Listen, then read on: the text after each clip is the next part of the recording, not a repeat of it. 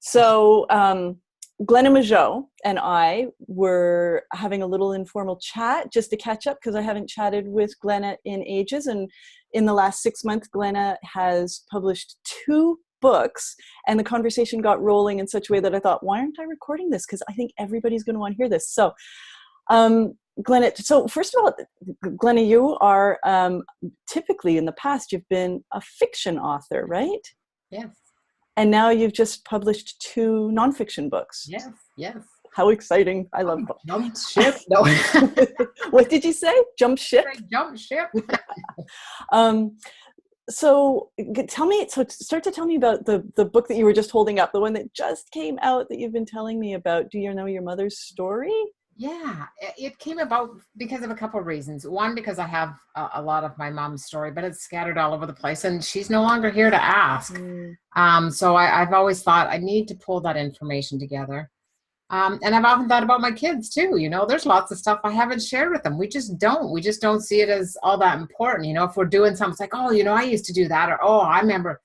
But we don't really share much. We just, now and then we share bits and pieces. So I just thought it was extremely important.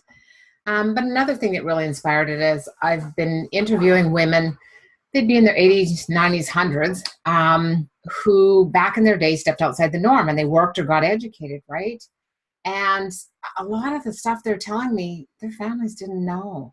Right. And I just thought, oh my God, this can't be lost. I think every woman should be writing down her journey because everyone has a story and it's unique and I find it so fascinating and just inspiring. And kids, we need to pass it on to our kids. They need to know our stories. They need to know family history. It's just, yeah. And it's sad how many times I've heard that stuff is lost. Right, right. So in doing those interviews with those 20 or 30 women, what your original intent was what with those stories that's morphed into this book? Well, my original intent actually was I was taking the stories and I was creating a book and it was called The Footprint of a Woman. And so it was talking about these dynamic women and all that they've done. But, as I'm doing it over the years and gathering these interviews, it just really struck me, I'm not sure I'm the right one to be telling their stories.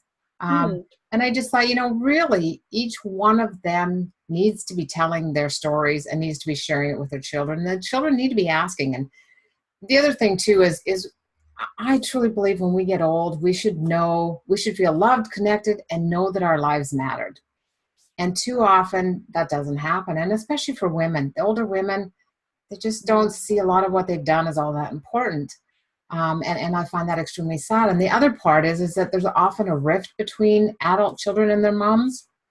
As they age, that there's not that connection, there's not that closeness, and so this, I felt, was a way also to try and, grow that relationship back together, to mend, heal it, and to help adult children understand their mom from a whole different perspective. Right. So, yeah, so it's kind of some big goals with it, but well, those are of course there should be big goals with it. Show me the book cover. Yeah, I just love it. I just absolutely love it. You know your mom's story. 365 questions you need to ask her. Yes. Yay. Yeah, I absolutely love the woman who did this. I think did such a brilliant job. I just absolutely love it. And how did you come up with the 365 questions? Well, let's just say there's a whole lot more than that in there, but it was really just, it just struck me one day, man, we could ask a question a day for a year and still never, and then it was like, oh wow, 365 questions. There's a great title, right?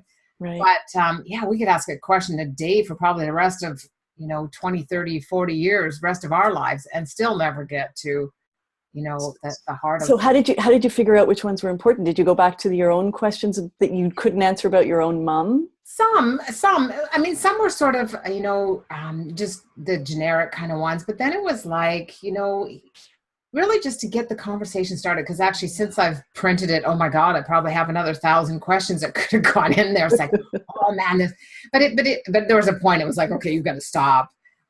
So it was about asking some of those ones that you would normally ask, but then it's about asking some of those ones that people don't think of. And I've heard of that lots, like, oh my God, I never would have thought of asking my mom, a question like that.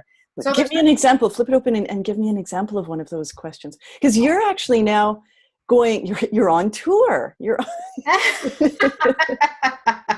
It's a fun kind of tour, but I imagine some of these questions are coming up, right? Yeah. Some neat stuff. I think as you're talking about tour, yes, I'm going around doing some talks at some seniors residences, really just trying to help the women understand that their lives from a different perspective, that their lives mattered and that they've done.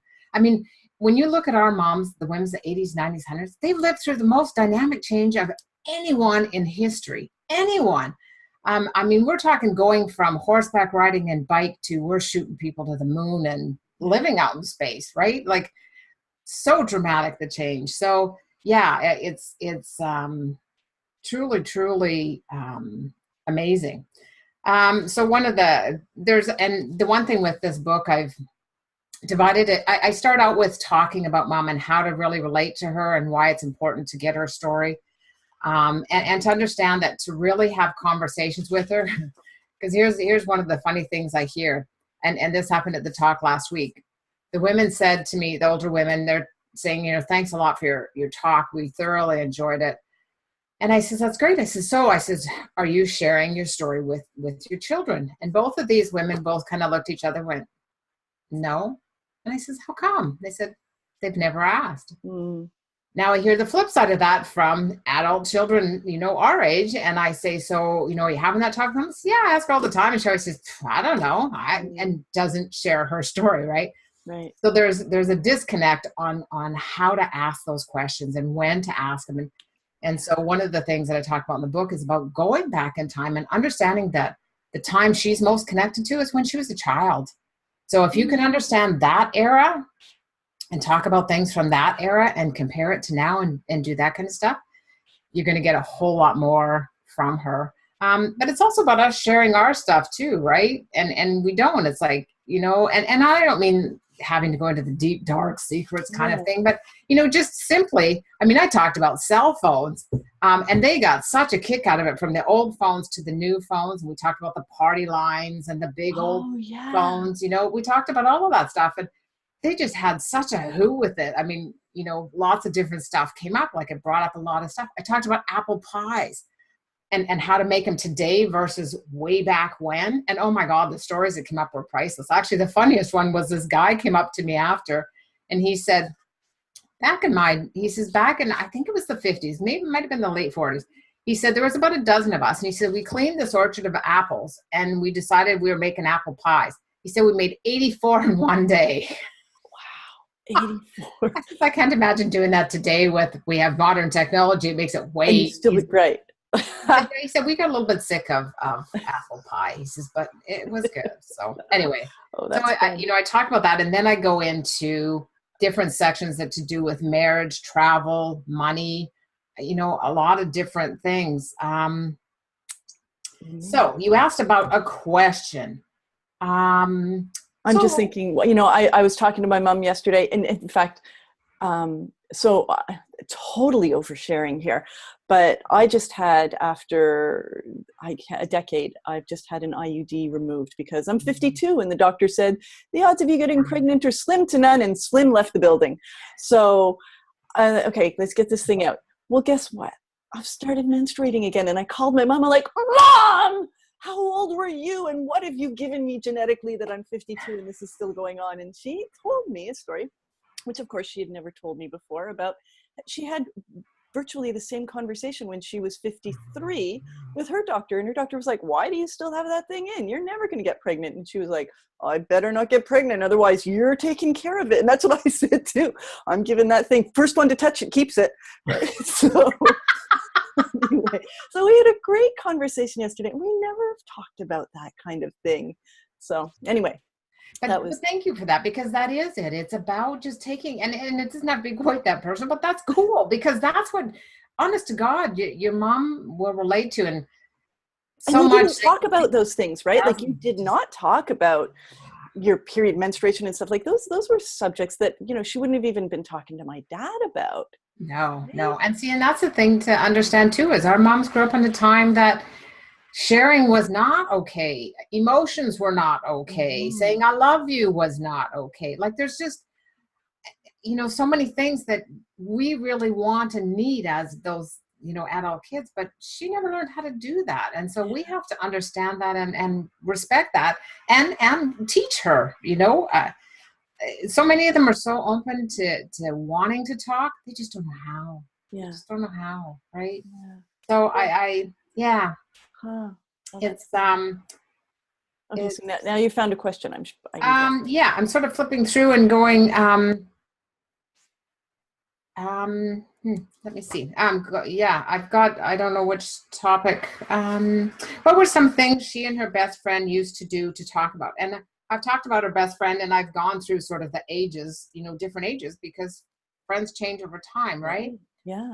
Are any of her friends still alive? That's an awful question, but it's true. And I remember asking my mom that question, and it was cool because, I'm not sure why we got on that topic, but it was cool because she started going back and she started thinking about some of the people. And again, the one thing that I always say is try not to just ask a general question like, who is your best friend? Try and give some sort of context. When you went to school, who was the first kid you met at school, on your very first day kind of thing. So that she has some sort of context because, if I said to you, who was your best friend? Right. It's too broad. Yes. When? Well, now it's, so it's giving some context as well when you're asking the questions, right? So, and did she ever travel? Where did she travel to? What's some of the weirdest food she's ever eaten, on her travels? Right. Yeah. And what are the different ways that she traveled? Because again, our moms, they walked, they biked, they rode horses, they did. Some of them would have been allowed to drive, and others, I imagine, didn't drive, right? Yeah. My mom had cars, but she never got to choose her own car. That's one of the bugaboos that she had. Isn't that fascinating? Yeah. I learned that after my dad died, that she was like, I never got to choose my own car. Oh, wow. So, yeah, and I think that's pretty common too, right? And who taught her to drive, right? How did she learn? I don't know who taught her to drive. And where did she get her license? This one woman, actually two women I talked with. This one woman, she was 16, and she has never done a driver's test in her life. She gave up her license finally at 87 and never did a driver's, because when she was 16, you used to walk in, pay, and go, here you go, here's your license, go drive. Right. So she got her license. Another lady that I knew, she couldn't read or write, and she had her license till she was 87. So, makes it interesting. I'm thinking. Yeah. I'm thinking reading's a little important when you're driving. But anyway, hopefully you learn recognizing signs, signs and know where you're going or need to go.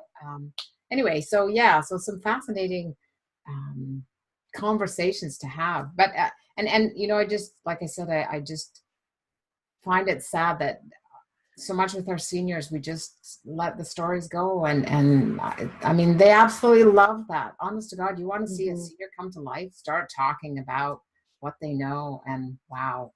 Right. Yeah. Yeah. So would you recommend for someone, let's say, okay, so there are some folks, friends of mine, for instance, who are childless. So they're not going to have that person asking them the questions, but their story and their experience is still, and my aunt, although she's passed, she never had kids, those stories are still important. So could someone take your book, or even me, and start to look at that and think, I can use this as a springboard to start to think about my own memoir? Absolutely. And I really did write this for, to help elderly moms share their story and to create more of a connection with the kids, and to make sure that information is not lost. But anybody really can pick it up and use it. I know one lady's using it with her elderly father, and I've got orders already for doing one for Dad. So good. My list to do. Good. Actually, always has been, but it's like anyway. But I know several women my age who bought it for their kids. I know another woman who got it. Her kids are still, I think they're 11 and 14, and she's doing it with her kids and she's doing it with her mom. So she's kind of doing it all together as kind of a group thing. And I thought, I love that idea. I think that's just fabulous. Yeah. So some really, seriously, I think, like I said, every woman should be sharing their story. Everybody should be, but I'm just very passionate about women because we just haven't. We just don't, so much we know, learn is lost. And I think that within sharing our stories, that's where other people really get to know who we are. Well, and as you said at the very beginning, we start to remember that the value that we do bring, because I know, well, I mean, from the work that I do, and I was facilitating a workshop 2 weekends ago. Congrats on that, by the way. And thank you. And it was one of the questions I asked them. So this was a workshop for writers specifically who are stuck. And one of the first questions I asked was for them to do is to take 3 minutes and to write down all of their accomplishments that they have achieved with writing. And in the room, there were 14 women and 1 man. And the majority of them went, I don't have any. And I said, 3 minutes, just start writing. Well, I couldn't stop them from talking. Because once they started to think about these things, they realized, well, I've had letters to the editor published, and I've had, all manner of I won a contest. I've done all of these different things. And we seem to forget all that we've accomplished in the mess of all of the rest that goes on. So I think it's so important to have us. Yeah. And too often we compare, right? And that's one of the things with these women, I really talked about, going back in time, and I talked about the famous 5 in Canada, because there's 5 women who are really recognized for helping to women to get the right to vote, right? Back in 1929. And I said, but those women's names are the ones that people know. But I said, it didn't happen just because of them. I said, if there weren't tons of women and tons of men behind it, it never would have changed. Right. And I said, so, that's, you just need to understand that we shouldn't be comparing to other people, and really just looking at all you have done. And yeah, so anyway, I absolutely love talking with the seniors, and yeah, doing this is just, I find incredibly inspiring.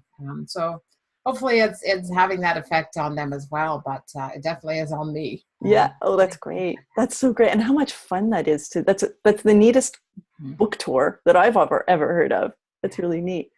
Yeah, it's been, like I said, it's been fun. I just, so I've got about another 5 or 6 booked. So, and hoping to do some more, but it's kind of like, So, okay. So tell me the how you jumped from writing fiction, because how many novels do you have published? I have 5 fiction and I have 2 nonfiction. And then actually I have another one that is a compilation of a bunch of people. But I still haven't seen it yet. So sort of 8, I guess. 7 that are mine, and then 1 that I have a part in. So the anthology. No, it's a different one that I'm still waiting to see. But anyway, it should be coming soon. Neat. So how did you make that jump from fiction to nonfiction? I've been writing actually nonfiction for a long time, but it's just been notes. Like I have notes and notes and notes. But it just last summer, my sisters and I were at a conference, and we spent the whole weekend standing in line up for a women's bathroom. And so because of that, and both of them are incredible writers, but don't do anything with it, right? And so I really pushed them and said, look, we got to write a book about this, because we laughed so hard about that being such a woman's thing, having to stand in line for women's bathrooms. So I managed to get them to write a book with me. So we published a book last fall, but this mother's story, it's kind of been on my plate for a while, it's just one of those things. And I thought I really need to, and I had started doing it last fall, and I was thinking, it'd be cool to launch it Mother's Day. But, saying that and putting the timeline together doesn't always jive, because it was January and I'm like, okay, so May, and then it's like, oh my God, May is only so many months away. And, you got so many things to do, because after I write it, I send it out and I get it to where I think it's quite good. Then I send it to my beta team and say, okay, I need you to read this, critique it. So I've got to give them time, right? And then get it back, then get it to edit, edited, and then get it back, and then, get everything else done. And so it was kind of like, oh my God, I need to get moving on this. But I don't even know, when is Mother's Day? Is it next weekend? Yes, 13th. Oh, so congratulations, you even beat that then. Yes. It was honestly one of those things, so many, let's just say a number of things didn't fall into place like I had hoped, but it all worked out. So yeah. So, and actually it's really cool because on the 13th, I am doing actually a book signing Yay! at a local, really cool store. So yeah, I'm really excited. That's fabulous. That's one of the things that, in fact, the workshop that I was facilitating was all around setting a milestone that you feel compelled to hold yourself accountable to. And that's a perfect example of that book to be released for Mother's Day or by Mother's Day. Yes. Gives you that, keeps you in the chair, right? Yeah. Because it is important to, I mean, I used to, exactly what you're saying. I used to just write and think, oh, well, I can't do anything with it. It's, it's not that good. It's, back to what we're talking about, women thinking their stories aren't all that important. What I used to write, didn't think was all that important. But it is. I truly think everybody's a writer, and what they choose to do or not do with it. I think everybody should be publishing, but that's just a. And you run an organization called Women's Rights Movement on Vancouver Island. Yeah. So basically, it's really online, but it's really just helping women find their voice through writing. Again, I think writing is incredible. And, it gets us in touch with so many things and understand so many things, and it's a way to escape. And so, yeah, I just love encouraging women to write. And so actually doing this book was also another way I thought to get people writing, even if they don't want to do, stories or put something out there. It's a way of getting people writing. Well, and sharing those stories, even if we just share them with within our own circles, it is so empowering. Big time. And it's just such a gift to yourself, really, because I think writing itself just opens up our mind to so much and allows so much more to flow and understanding. And I just think it has incredible benefits. I've been struggling, that is the word, with a memoir, which may not be a memoir in the end. It may be something entirely different. But the stories have been sitting with me, for many of them, for over a decade. And so I started writing them down. And then I was talking to my mom. And in having written them down, I was clarifying my memory of these experiences. For instance, the fact that I put myself through university. I paid for and worked and put myself through university, which is a fact. So I didn't screw that part up. But the part that I had written and was relaying to my mom was around, so I have a younger brother and a younger sister, and my dad paid for my sister all the way through to the end of her master's degree. And she's 2 years younger than me. And I worked all the way through university, and I got my BA a semester after my sister got her master's because I could only go to school part-time. And I remembered that my dad cut me off because he didn't like my punk rock lifestyle. And my mother just kind of looked at me. And this was when I was actually home after, or around the time when my dad was either sick or just after he passed away. She kind of looked at me. She's like, he didn't cut you off. You cut him off. And she said, he was willing to pay, but he had rules around, how you would use your money, and you weren't willing to live by his rules. And so you actually cut him off of supporting you. I was like, oh, okay. And, it's like in writing it down. And now I've got this whole new context and way of thinking about that whole period of 8 years and my relationship with my dad and the power that I had where I thought I was disempowered. So it's really interesting. Thank you for bringing that up, because that's actually one of the things that I hope happens as well with kids going through this, is to understand things differently, because the way that we often take things as a kid and the way they were intended and just understanding the times, very, very different. And plus there's a point that we just need to forgive and let that go. And so I'm hoping, but it does, like you saw a whole different way of, oh, wow. It changed everything. Well, I mean, it didn't change everything, but suddenly it changes things. Yeah. Absolutely. Yeah. Anyway, so now my sister, the middle, she can't claim to be the favorite anymore because I didn't get cut off. Ha ha. So sibling rivalry is reignited, which is always fun. That's cool. Yes. Anyway, I'm gonna cut this off here, and So where can people find you, Glenna? You can go to glennamageau.com, and so GLENNAMAGEAU.com. The book, if they're on Vancouver Island, they can buy it at a number of different places. I have them on my website, who's selling my book. Yeah. But it's available on Amazon, Barnes and Noble, all of the online bookstores to buy. So right now the paperback is just through Amazon, but I am looking at having expanded distribution so it can go to bookstores and libraries and all of that anywhere. So yeah. Yay. Well, thank you. And thanks. I mean, I love that a cup of tea catch up has turned into something that I think is going to be really interesting and important for a whole bunch of other people who didn't join us or who might have just joined us for a cup of tea. Anyway. Love it. All right. Thanks, Glenna. Yeah. Okay. Bye. Bye.